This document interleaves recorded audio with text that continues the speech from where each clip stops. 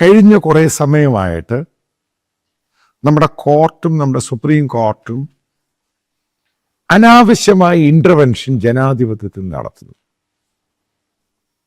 അപ്പോൾ അതുമായിട്ട് ബന്ധപ്പെട്ട ഒരു പ്രധാന തെളിവ് തന്നെയാണ് കാശ്മീര്.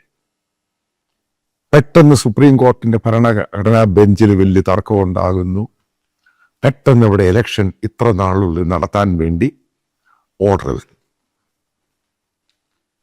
ഇങ്ങനെയൊക്കെ വരുന്ന സന്ദർഭത്തില് ഗവൺമെന്റ് പറ്റില്ല എന്നുള്ള സ്റ്റാൻഡ് എടുക്കാൻ തയ്യാറാകണം.